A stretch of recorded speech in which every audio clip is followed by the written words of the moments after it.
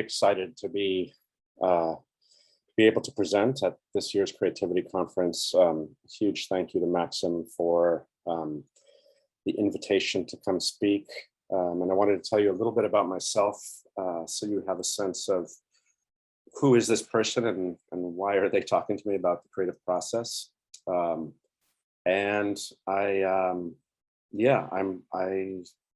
just to let you know a little bit, I'm a bit excited and nervous right now because as the French psychologist and educator said, he had a student came to him and said, I'd like to, Professor Piaget, I'd like to study creativity. And he paused for a moment and he said to him, it touches everything.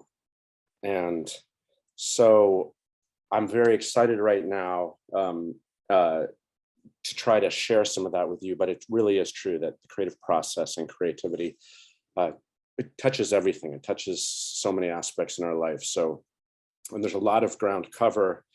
Do our best. I'll be talking for about 35 to 40 minutes, and then hopefully have 5 to 10 minutes available for Q&A at the end. And then John, if you could just give me a 5-minute heads up when I'm about 5 minutes out from the Q&A period, that would be great. So before I begin, just to break the ice, I thought I'd tell a little joke because it's always a nice way to start off. So there are 2 muffins in an oven, and a little bit like 2 people in a sauna. One of the muffins turns to the other muffin and says, "Man, it's really hot in here." And the other muffin pauses and turns back and says, "Oh my God, a talking muffin." So the risk of I try not to laugh at my own joke here, but thought I'd share that with you as a little icebreaker. A little bit about myself. I have been deeply fascinated with the creative process for probably at least the past 30 years of my life. I went to a university where you were able to design your own major. I designed a major around the creative process. I wrote a thesis about the nature and application of the creative process. And I also had a senior exhibit of my own work. I am a visual artist. I paint, I draw, I photograph sometimes, and I'm just a visual thinker. I'm also currently now, since graduating from university, I'm a serial entrepreneur. So I have founded 3 different creative design studios. The third one now is called the Collective Spark. Previous one was the Invisible Spark, which I'll touch upon momentarily here when I share my screen. And prior to that, the original was called Dragonfly Design. So I do visual and branding identity. I do website design, print materials, conference exhibit design. So that's sort of my professional connection with the creative process. And my personal one is primarily through painting, drawing, and finding a flow state in whatever ways that I can. So I'm going to pull my screen up here and dive in. I'm hoping that you're able to see this. If you can just raise your hand if for some reason you're not able to see my screen right now, you should see a quote here. All right. So this is James Joyce. The instant of inspiration is a spark so brief as to be invisible. He wrote this in Trieste, in his Trieste notebooks, which were dated back to 1919 to 1920. He was 38 at the time that he left Trieste in 1920. He had spent the previous 16 years of his life there, so most of his adult life. I'm going to revisit this quote. There's a lot to go into with this, and there's more to this quote that I'm going to add to it. But I wanted to just share that with you to say in part that this is, this quote fascinated me, and I could spend the entire talk discussing this and the follow-up to this that we'll go over. But I essentially spent about 8 months of my life trying to study this brief invisible spark. And it was an incredible time period in my life. It was also difficult because, as I said, it touched everything. And it's hard to spend almost an entire year of your academic career focused on something that takes place in a fraction of a second. Jumping forward here, continuation of Joyce's quote, he says, so again, the instant of inspiration is a spark so brief as to be invisible. The reflection upon it from many sides at once, from a multitude of cloudy circumstance through no one of which it is united, save by the bond of merest possibility, veils its afterglow in a first confusion of form. This is the moment when the word is made flesh.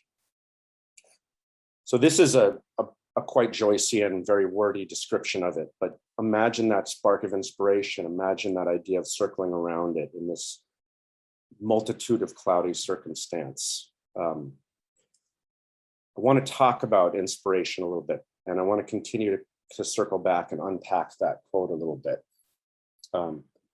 What is inspiration? My own definition, if we could give it a succinct, formal definition, inspiration is the breakthrough of unconscious material into the conscious frame of reference. Okay. What I did during my thesis, I could have chosen one discipline and said, okay, I'm going to look at, novelists and just study novelists and their moments of inspiration and what were the qualities and characteristics, what surrounded those moments, where did it come from? But I wanted to do something completely different than that. I wanted to look at patterns of similarity across diverse disciplines. So I did look at novelists, and they provided some incredible accounts of their creative processes. I also looked at scientists, composers, painters, dancers, weavers, architects, physicists, anyone, in a word, that I could get my hands on their material and their own descriptions of their creative processes in the moment of insight, this material breaking into their conscious frame of reference. In his book, The Nature of the Creative Process, Jaroslav Havelka, I apologize if I'm not pronouncing his name correctly, he wrote this some years ago. He said, the mind experiences a sudden expansion of its possibilities, and the only way out of this rapidly growing uncertainty is to capture, quote, reality in its expansive momentum through determining it formally by a creative act. So now I want to step back for a moment, and I want to invite you all to participate. I'd like everybody to just take a moment and think back to a moment in the morning upon awakening. You can think of one of those times when you woke up and there was a dream, a vivid dream, crystal clear in your mind for a moment. And it had a quality, a sense, a feeling. And just remembering that, and then remembering the way that dream can then quickly slip away. So I'd like to revisit this quote from James Joyce now in that context. So thinking about what that experience of waking up from a dream is, and then as it slips away from you, but that moment, that instant of clarity as you're waking up, where you're still half awake, half asleep, and the dream is still clear to you, but you're just living inside of it. That instant of inspiration is a spark so brief as to be invisible. The reflection upon it from many sides at once, from a multitude of cloudy circumstance, through no one of which it's united, save by the bond of merest possibility, veils its afterglow in a first confusion of form. This is the moment when the word is made flesh. To me, this is where Joyce is talking about.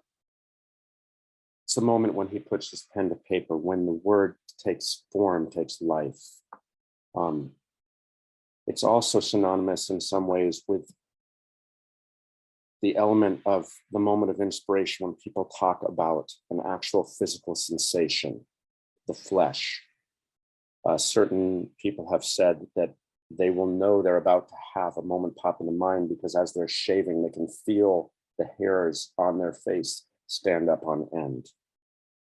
Other people like Mozart describe maybe the most radical forms of inspiration, but imagine this where he would hear a symphony in his mind, but not hear it part by part with each subsequent part, but he would hear it, he says, as it were, all at once. So if you could imagine hearing an entire symphony in a single second. And then he says, once he has that apprehension of the whole, he's able to sort of unpack it and write it down sequentially, word by word. But what about us mere mortals, people like me that don't have that type of an experience? For that, I'd like to talk about what I call the insight spectrum.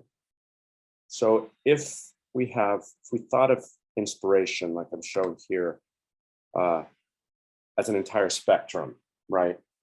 And on the far left, we had inspiration, that Mozartian sense of something, everything coming to you all at once, complete in its essentially finalized form. Other words for this, people have called this epiphany. They've called it revelation. I believe that part of the reason why it's considered to be almost a religious experience is because of the fact that it comes completely from outside of our conscious will and our conscious frame of reference. So the experience that I read and that's described over and over again is this sense of something coming from outside of you, from within your conscious, below your consciousness, or as you can imagine in religious times, maybe above your consciousness, but the sense of coming from the outside in. Now, if we took capital I inspiration and we made it a lowercase inspiration, I'd call the next level of the spectrum insight. This is more what the majority of us, I would use this term myself. It's a little bit less daunting. It's a little bit less, let's say, maybe not so pretentious. But those moments of insight, when something comes to your mind, you've been working on a problem for a while, or you've been working on, in my case, a painting or writing a short story, or even in mathematicians' cases, working on a deep mathematical problem. Some type of breakthrough of unconscious materials in form of an insight. Below that, let's say a lowercase insight, you would have something that I might call an intuition. That's not quite as pointed, it's still poignant, but it's more of a thing that's sensed below the surface. If you take an intuition and let's call it the lowercase I intuition, you have what's called an inkling. This is what the poet Stephen Spender said. He called it a dim cloud of an idea, which I feel must be condensed into a shower of words. This is the most common form of insight. It's a sense that there's something there that's just outside of our conscious reference that we can't quite grasp onto. It's like when you have a name on the tip of your tongue. It's the sense that there's something more.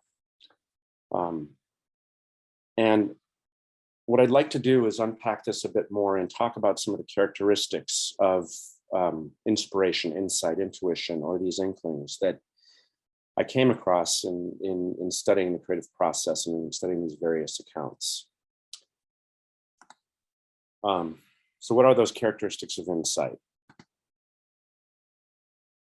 There are four primary ones that were themes or motifs that I saw a lot across different accounts of inspiration or insight. The first one I'd like to talk about is precision. Sorry, let me step back here for a moment.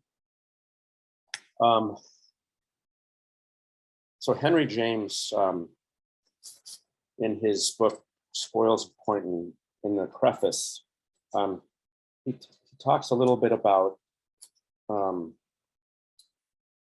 his experience of the creative process. I'm going to just read this to you for my thesis.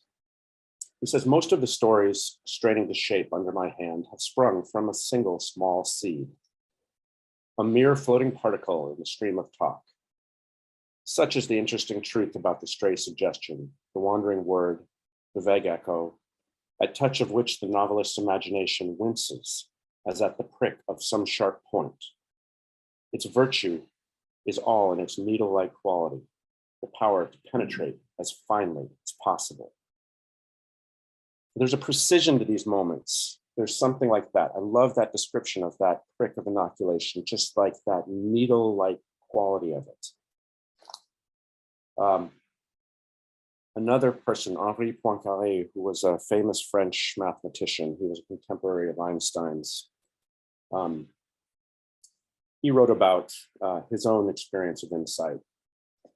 One morning, he reported, walking on the bluff, overlooking the sea, the idea came to me with the characteristics of brevity, suddenness, and immediate certainty. So Poincaré provides one of the greatest accounts of the creative process, and he really spent time trying to uncover where do these ideas come from. What are the origins of the ideas? How can we cultivate and create those? Another theme that you'll see, I call evidence of the whole. The poet Gustave Saubin wrote, the poem, at least in my case, begins each time with 2 or 3 words, a nexus of sounds, a buzzline, something seminal, germinal, something that wants to be said, extended, elaborated. Within this nexus, this buzzline, I'm totally convinced the poem lies hidden. So the image that many of these accounts gave me and gives me is this idea of a seed. If you imagine a seed, you imagine the future form of that seed, a tree. These moments of insight are like the seeds that contain the entire trajectory of the tree's lifespan. All of its DNA and everything that it needs in order to unfold into its final completion. Creative process in a very metaphoric sense is a lot like that. That moment of insight, that inkling, intuition, or inspiration, whatever you want to call it, is the seed. And inside that seed, just like awakening from a dream, and then it's those fragments, and if you sometimes can get swept back into the feeling of it, and then you remember another part of the dream and another part of the dream. These are neural networks that are firing in your mind. Each of those, in that moment of insight, hidden inside that, the entire whole of that finished piece potentially exists. Rollo May, in a book that I highly recommend if you're interested in this topic, it's called The Courage to Create. He boiled down the 7 characteristics of the experience of insight. And this was in part based on Poincaré's recount and based on his own research. Poincaré, the first was the suddenness of the illumination, which we've talked about a little bit. The second was that this insight may occur, and to some extent it must occur against what one has clung to consciously in one's theories. The interesting thing about this is I had this own experience myself.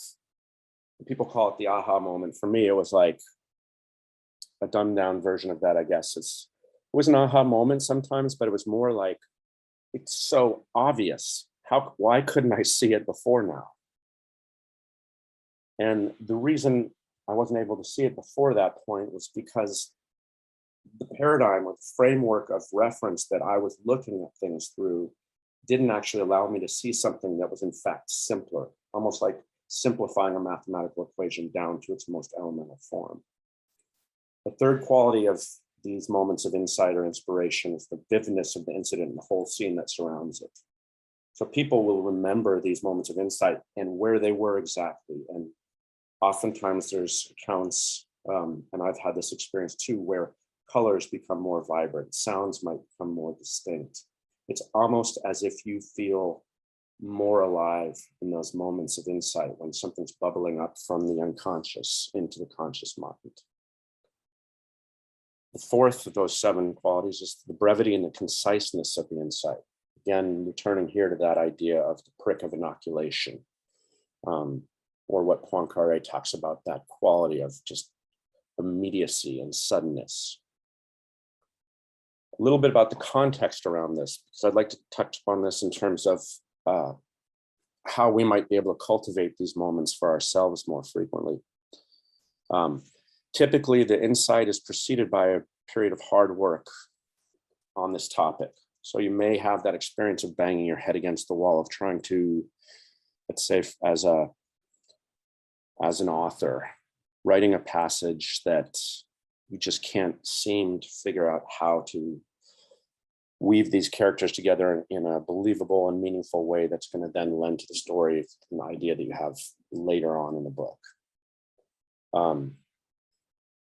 Those periods of work are typically followed by a period of rest in which the unconscious work is given a chance to proceed on its own. And related to that, the 7th characteristic is the necessity of alternating work and relaxation, with the insight often coming at the moment of a break between the two, or at least within the break. Now, this is a really interesting one, and something that's more applicable and more practical to each of us as artists, as creative individuals, and whatever our personal endeavors are.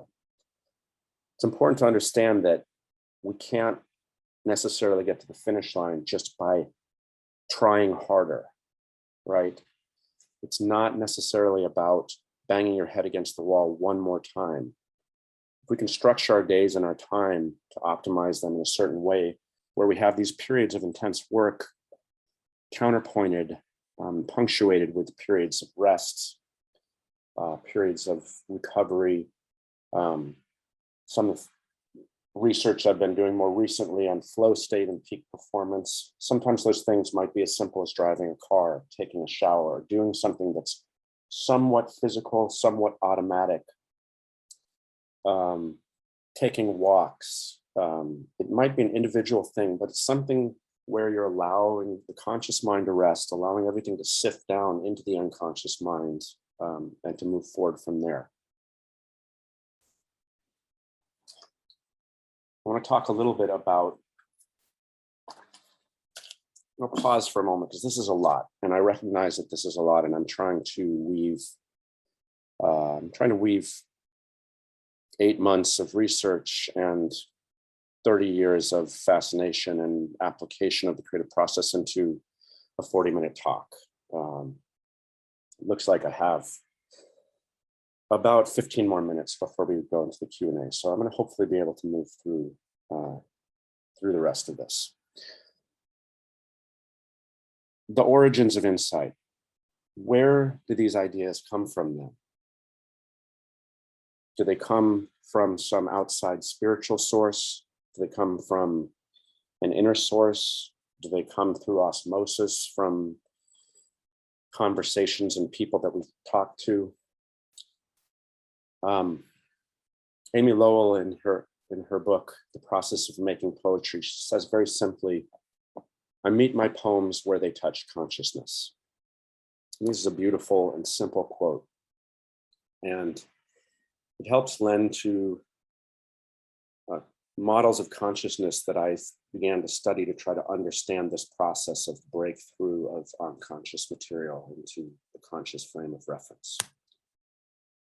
A lot of you will be familiar with the metaphor of the iceberg. So the iceberg, people say that 1/9 of an iceberg is above the water and the other 8/9 are below water. This has often been used as a metaphor for the conscious and the unconscious mind. It's also been used as a metaphor for the brain, where people say we use maybe 10% of our mind's capacity and the other 90% goes untapped. Well, so obviously in this model, we have the conscious mind represented here by this aspect of the iceberg above water, the unconscious mind significantly larger below water. There's an area that people tend to ignore. It's this area right here where the conscious mind and the unconscious mind meet. Again, just to go back to this metaphor, to this idea of that dream that you woke from. When you're waking up, you're somewhere in this zone. You're becoming conscious again. You've been somewhere deep down in this zone, but you're passing through a pre-conscious state. And much of what happens in the dream state is attributed to this area of the mind, the pre-conscious state. So what is the pre-conscious? There's the origins of the pre-conscious go back to a man named Fichte. He predated and then was a contemporary of Sigmund Freud. And he was the first person to postulate the existence of something that he called the pre-conscious. Pre-conscious is a middle state. It's something that does exist just below the conscious mind. And it's the area of the mind that works, it's a combinatory field of the mind. It's where we work to combine different aspects of a problem. It's an area that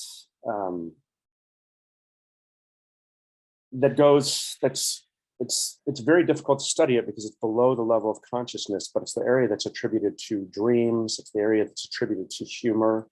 So for example, if you've ever watched a great stand-up comedian, how do they do that, right? The improv comedian, they're tapping into their pre-conscious and it's the level of pun, it's the level of multiple meanings. I'm going to come back to Poincaré, another account he had of his creative process. One evening he wrote, "Contrary to my custom, I drank black coffee and could not sleep. Ideas rose in crowds. I felt them collide until pairs interlocked, so to speak, making a stable combination. By the next morning, I had established the existence of a class of fusion functions." He goes on to say, "It seems in such cases that one is present at his own unconscious work, made partially perceptible to the overexcited consciousness, yet without having changed in its nature." So what Poincaré is talking about is a fascinating experience he had where he essentially hovered here on the borderline between the conscious and the pre-conscious and watched as these elements involuntarily combined to form new ideas. And essentially the problem solved itself in front of his very eyes. But to take another one, another example, Henry James reported a similar experience. He said, "The steps for my fable place themselves with a prompt and, as it were, functional assurance. They continue to fall together as by the neat action of their own weight and form, even while their commentator scratched his head about them. He easily sees now that they were always well in advance of him." So how is this possible? Well, I would argue that there does exist a pre-conscious mind, and there is a bulletproof argument for the fact that the pre-conscious mind exists. The fact that you all are here, we're able to log onto Zoom and are listening to me and are making some sense of my words, but we're speaking a common language, is no short of a small miracle. If you trace back in time, or you imagine a baby, think of someone that you know has a young child, it's pre-verbal, they come into this world with absolutely no language at all, nothing. The world exists around them. The world existed around all of us when we were born. And for those many first months of our life as nothing but amorphous sounds, right? We were a sensory organ.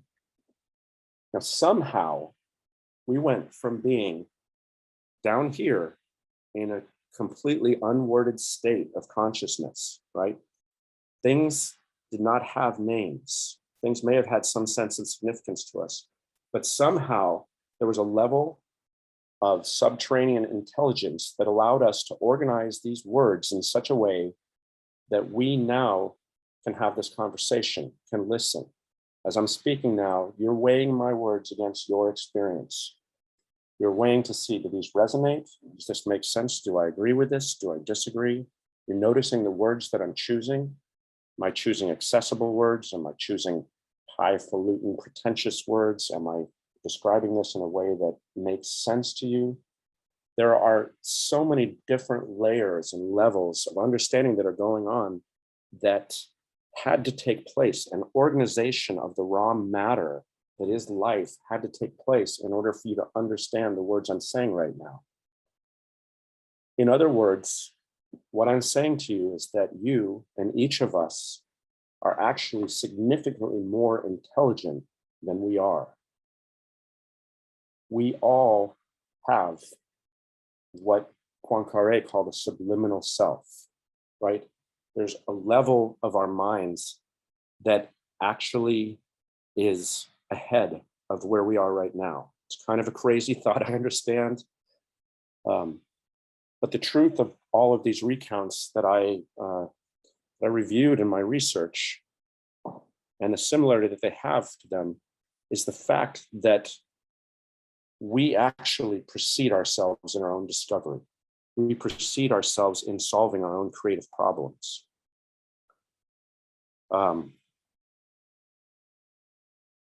We'll take a moment to let that sink in. And I'm sure there are probably questions about that, and I'm happy to answer them when we get to Q&A. But I want to, from here, move forward a little bit into what I call the myth of creativity. Okay, this is building off of this idea of the mind. Now, hopefully you're able to see this full screen here. I'm moving my own thumbnails above, but we've all been inundated for many, many years with this idea. Very simply, let's say there was the model that evolved of the left brain and the right brain, right? We had this idea that, well, left brain is the practical brain, it's the logical brain, it's the mathematical brain, and the right brain is the creative brain, it's the brain, the emotional brain. And people that are creative are more right brain leaning, and people that are not creative or more mathematical and practical are left brain thinkers. This is similar to the concept of divergent and convergent thought. A man by the name of J.P. Guilford in 1950 coined the term divergent thought, as opposed to convergent thought. Now, divergent thought in its simplest definition is making many from one. If I were to give you an example and you were to come up with multiple ideas, I said things you could jump off of. And you said a bridge, a diving board, a moving train, a trampoline. That's a form of divergent thinking, right? Convergent thinking is more the opposite. It's making one from many. It's detective work. It's, if I said those examples, I said a diving board, a bridge, a trampoline, and you said things that you can jump off of. That's the function of convergent thinking. Prior to this idea of divergent thinking, all IQ tests were based on the concept of convergent thought. So better you were at making one from many, the higher you scored on IQ tests. And when Guilford came around and explained this concept of divergent thinking, everyone jumped on the bandwagon and said, oh, okay, well, that's what creative thought is. Here are some other diametric opposing forces in this myth of creativity. There's the useful versus the beautiful. There's function versus form, science versus art. There's work versus play, reason versus imagination, the practical versus the creative, the logical versus the empathic, the adult versus the child, the editor versus the free writer. All of these things were considered for many, many years to be diametrically opposed to each other. Now, my opinion, after studying the creative process and studying these different forms of thinking, there's divergent and convergent thinking. Another, Edward de Bono came out and came up with the concept of vertical thinking versus lateral thinking. So lateral thinking is that making many from one. It's the idea of divergent thinking. Right? Vertical thinking is what we know in science to be true. So science and scientific progress is based on someone putting a flagpole in the sand and saying, this now is our highest understanding of what is true. And then over the subsequent years, divergent thought allows people to span out from that until they come to a higher understanding. So it's really this fluctuation between divergent and convergent thought that marks the progression of science, for example. Well, for me, this same idea applies to the creative process. Instead of being a line, if we took that line and we bent it, kind of like they bend the spoon in the Matrix, and we thought of this as a circle, you have the idea of the ugly and the useless, but we have the idea of beauty on one side and use on the other, and that in fact, they circle around. The beautiful and the useful actually do meet at a certain point. The useful being the practical, the beautiful being the aesthetic. The thing that gives you that immediate impact, but is also the most useful device. Okay. What I believe and what Henry Moore in a most succinct and beautiful way said, he said, the artist works with the whole of his personality. Okay.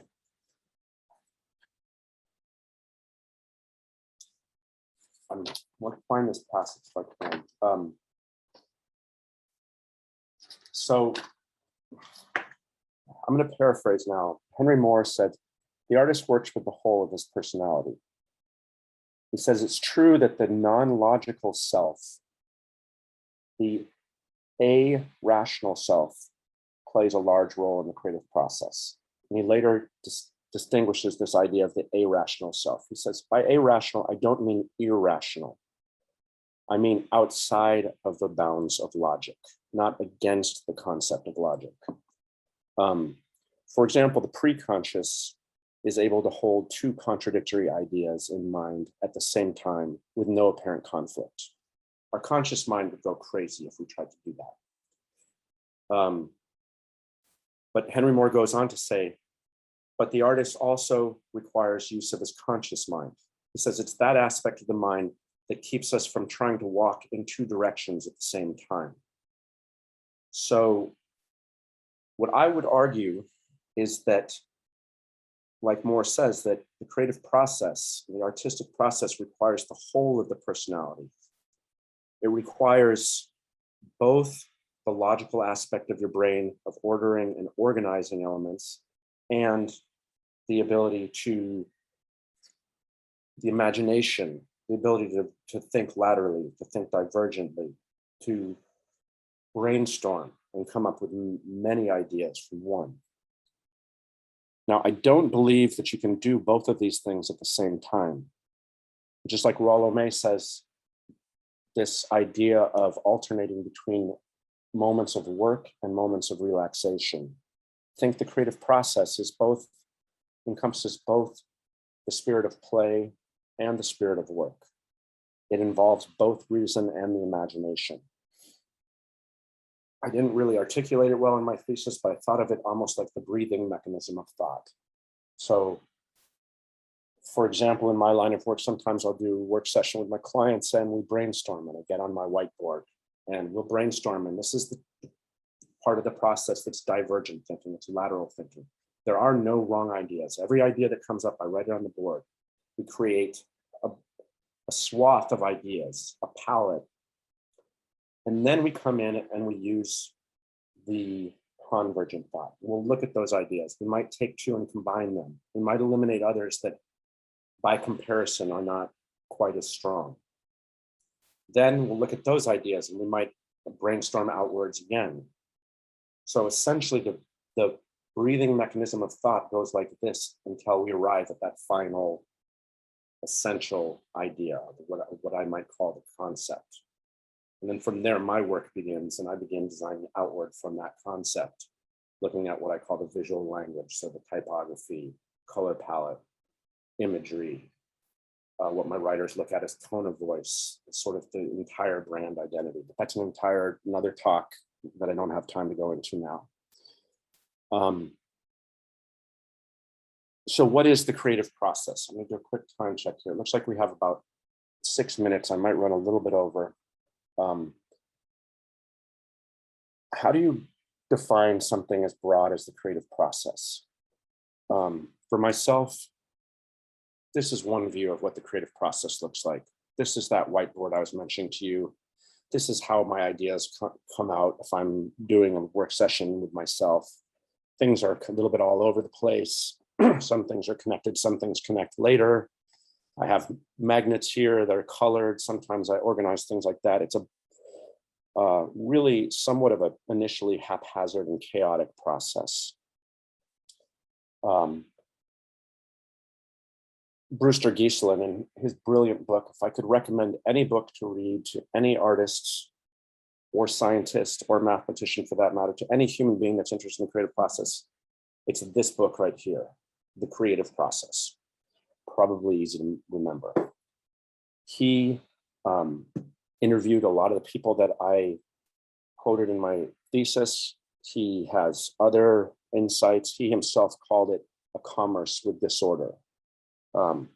They've done studies on creative people, and they've shown that creative individuals have a high tolerance for chaos. They're able to, at certain times, live in the midst of this state of not knowing, right? It's what makes the creative act the most fulfilling and at the same time the most terrifying act in the spectrum of human experience.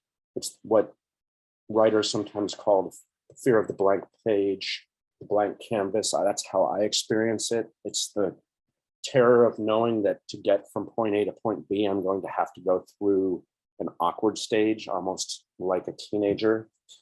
Here are some other reflections of my creative process. This is a painting that I made. It's called Dragonfly. I literally found a dragonfly that had flown into a window, and I spent, I don't want to recount how many hours with that little dragonfly trying to capture and trace the intricacy of just one single wing. And I couldn't even complete that in the dozens and dozens of hours. This is another painting, a little bit more abstract. This is something I made after my thesis. It's very much connected to the models of consciousness idea, around the idea of the borderline. This would represent the pre-conscious. It's intended to be an actual landscape, but one that's starting to abstract. So the larger forms are deeper in consciousness. As they ebb up, they become more and more particular and precise. This might be the realm where words take place, or the initial words of a poem. And as the sky expands out, it's like the vaster, broader sense of consciousness. Here's another painting I made. My sister lives in Italy. This was a small village in Tuscany that she lived in for about 15 years. It's called Montobaniki. This is a little bit more what I call realistic, but again, I'm not so interested in creating realistic representations of things. I'm more interested in this case, capturing what I think of as the music in the landscape, the patternings of nature, and in this case in Tuscany, sometimes it's the interaction or the integration of humans and nature, how they plant their olive fields and the hillsides, and how they plant cypress trees along the ridge lines. What brings everything together for myself, the definition that I arrived at after the end of those 8 months was this one. creative process is the process of organizing the experience of encounter for another person. Let me unpack that for a second. What do I mean by that? Okay, let's take a writer, for example. A writer is tasked with the idea of creating a story, the experience of encounter, storytelling. There's plot development, there's character development. How do they unfold the story for you, right? How do they organize what happens on page 1 and what happens on page 19? The order of those things, the order of that experience is very important. Let's take filmmakers. Let's take somebody like Quentin Tarantino. If you've seen Pulp Fiction or other films like this, or Memento is another good example, the film that takes place entirely in reverse. Well, Tarantino takes you on a magical carpet, hallucinogenic temporal ride, because he'll take you forward in the film, then back, then forward, then back, right? He's bouncing you around. But he, again, his process is he's organizing your experience of encounter with that material or another person. Let me take a more physical example. An architect literally is organizing your experience of encounter with a physical space. This is a model. One of my clients works with an architect in San Francisco, and this is a building that he designed. And it's a rendering of the building, but this is a physical experience of encounter. As you walk in this glass door from the backyard, then there's a spiral staircase. It's almost like a nautilus of a shell. Everything about the experience, what is placed where, and when you enter a room, that is a creative encounter. Finally, to take another example, it's very foreign to me. I love music, but I have not a musical bone in my body from a creative standpoint. But someone who's a composer has to write a musical piece that has a refrain, right? When do you introduce that refrain? When do you come back to that? They're organizing your experience of encounter with that material, right? So again, creative process is the process of organizing the experience of encounter for another person. I believe this aspect of the other is very important. This is not something that, it may be something that we do in isolation. For myself, painting is a very solitary undertaking. Part of me is a very, very introspective person. People would laugh to hear that. They think of me as an incredibly outgoing person, but I'm actually quite an introvert, especially when I'm painting. But while I'm painting, and many recounts of other artists talk about this, I am holding in mind either an ideal other, or I'm thinking about another person or other people. There's always that sense that this will at some point be viewed by another person, right? Alice Walker, in one of her books, in the preface, she says, to write the books that one wants to read is to point the path and walk in the same direction at the same time. I'm paraphrasing there, so forgive me the exact quote, but in that case, you can also use yourself as the other, as the ideal other. The last thing I want to say before I jump into Q&A, and I know that we have to wrap up soon, John, is you'll notice an asterisk here. I'm going to leave you with this thought, an extended definition. And this is the part that may really bend your mind a little bit, but the furthest definition of the creative process I could give is essentially this.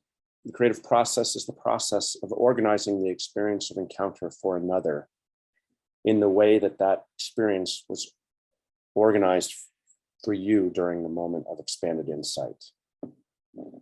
So remember what Joyce said, that instant of inspiration is a spark so brief as to be invisible.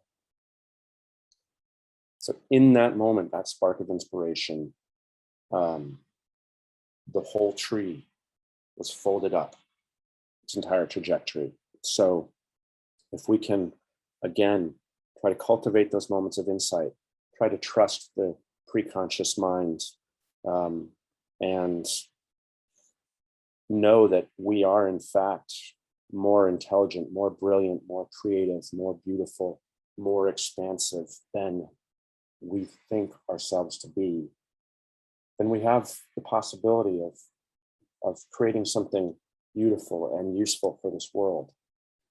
And I'm very hopeful for this world. I am an eternal optimist, and we've lived through some very dark moments in my country. I know there's people all over the globe watching this conference, but in the US, the past 4 years, it's been quite dark, and I'm still hopeful. And I believe that by tapping into our greater selves, we can bring to light those creative elements that will help carry us forward. So thank you very much for your patience. I know we've covered a lot of ground, but I'll open it to some questions if we have time, John. And if not, I also want to mention that I will be in the after party, I think they call it, virtual after party. So I'd love to see some of you there and be able to talk more, more broadly at that time. Thanks. Yeah, it was very interesting. If anyone does have any questions, we have a few minutes if you want to ask any questions that can be answered. And you just put that in the chat. Just to follow up with what Will said as well, I am Aidan, assistant manager at the conference. Yes, there is a social at 5:30 EST. So you've got half an hour to break and eat or whatever you want to do. And then there's the social, which will run until 7:30 p.m. EST, which is just a collaborative, say hi, reflect upon sessions that you've been to, and talk about other creative endeavors that you might be into. And yeah, there's not. This is the last session of the day in this room, so it's okay if we run over slightly. But yeah, if there are any other questions, please do add them into the chat, or unmute yourself and just ask them directly. Yeah.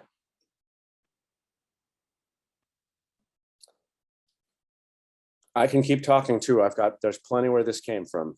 So, but if anybody has a question, I'd love to hear, or a comment, or any sort of feedback. Again, this was months and months and months of research I tried to condense here.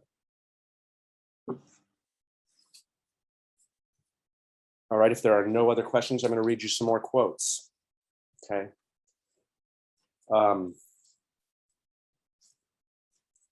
I would like to read you some quotes about people experiencing the creative process themselves. Vincent van Gogh said, "I feel more like myself sometimes."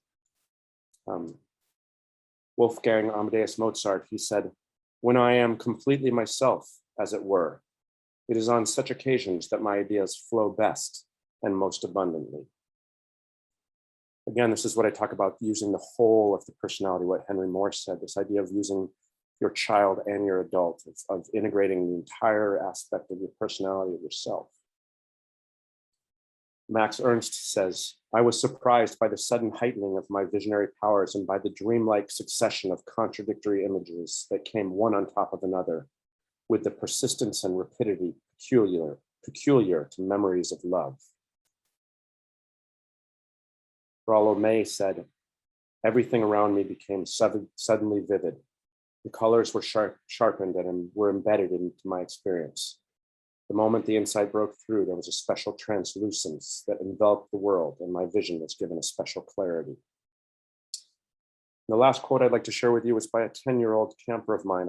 In a previous life, I founded an arts camp, co-founded an arts camp with two amazing friends, and ran the camp for 5 years, and it's running now 30 years later. It's continued on. It's called the DASAC, the Deerfield Academy Summer Arts Camp. This was Brooke, who was a 10-year-old camper. She wrote, after one of our free writing sessions, she said, "I am free like the wind. My shadow is no longer a dark, gloomy picture, but a feather turned into life. I am tasting, smelling, feeling, laughing, running. My body is no longer a normal shape with life, but a bud blooming into a flower. I am so happy. I have made the weeping willow tree weep with joy. I have made everlasting life come through. And that's where I'm going to leave you here today. The little 10-year-old wisdom.